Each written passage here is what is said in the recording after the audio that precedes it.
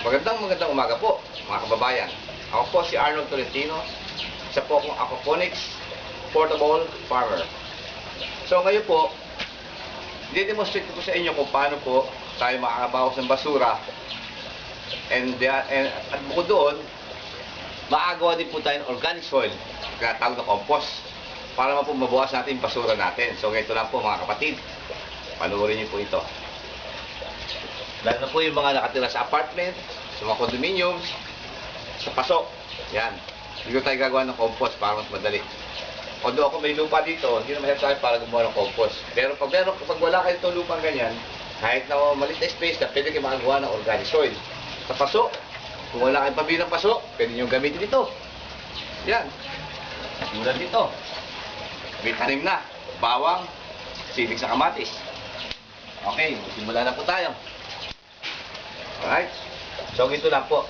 Kung may konti po kayong lupa, unang gagawin nyo po, meron po akong konti lupa dito na organic din.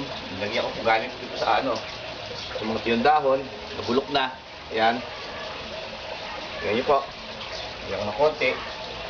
Tapos, kumakita nyo po itong mga pinagtabasa ko ng, ayan, ng kamoting baging, yung mga galing sa talbos, sa kangkong. Ito po ang gagamitin nyo. Para po mas maganda, gupit-gupitin nyo po. Para madali ang pagkanyang pagkabulok. Po, better see? Okay, yan.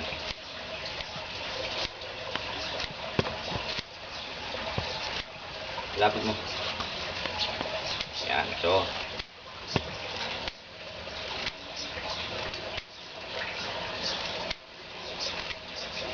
Ngayon po, pwede nyo rin po haluan ito ng yung dahon.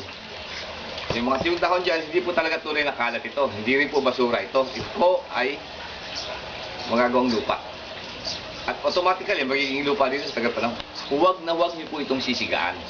Huwag po kayong maniwala. Sinasabi nila na pag sinigaan ng puno at pinausukan ay mamumunga ng maayos. At hindi po ganun totoo. Tuturo ko po sa inyo kung paano mamumunga ng maayos ang mga puno. Lalo na namumunga, mga mangga, bayabas, avocado, guyabano. Tuturo ko sa inyo kung paano magbunga ng marami niyan. Marami pong paraan. Puro po organic ang gagamitin natin. Walang artificial, walang chemical. Ito po. Haluan niyo po dito para mas maganda. Yan. So, pwede rin po, gupitin nyo na lang. Ngayon, kung di rin po tuyo ang dahon, pwede rin yung mga basang dahon. Yan.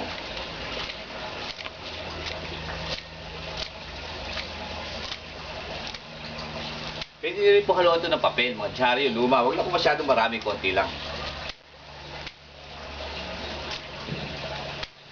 Ngayon, kung meron po kayo dito, soda. Marami po ako niyan. Maganda kung haluan niyo po nito. Yan.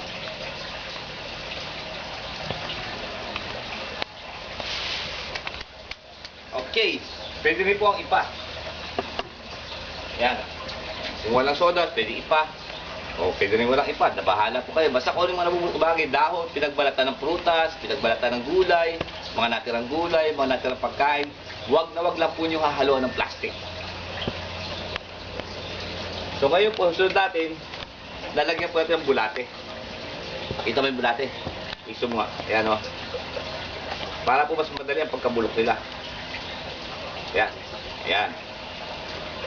Ito po yung bulate. Ayan. So ngayon, kung saan nanggaling itong bulate, sa susunod na picture natin, yun ang po ipapakita ko sa inyo kung saan nakumuha ng bulate. Para maturaw po kayo. Dahil pag naloon niyo po ng bulate, mas mabilis ang pagkabulok nito. Kakainin ng bulate, mga nabubulok na bagay dito sa lugar na ito. At sa gano'n, itatahain ng bulate, iyon ang magiging pinakamatabang lupa na alam ko. Natawag na organic soil, pwede ito ang compost. Yan po. Tapos po niyan, lalagyan nyo lang po ng panibagong lupa. Or ito po, malapit na po sa organic, kaya kaya po ito. O, lagyan nyo rin po ng ipa. Ito po yung ipa. Pero medyo nabubulok na, mas maganda. Yan. Okay. Ito po ulit.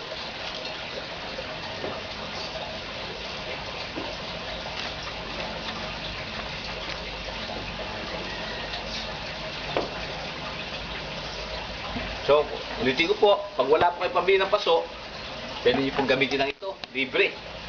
Pupulot nyo lang po, mahihingi niyo, o pwede kayo bumili, pero mura lang halaga. Puputulin nyo lang po dito, tulad po dito. Ayan, itanim na. Bawang. Yung mga lalagyan ng ice cream, huwag nyo po tatapon. Tayo na rin po, 4 na bawang yan. Pwede rin nyo rin po lagyan ng seedlings. Pecha ito.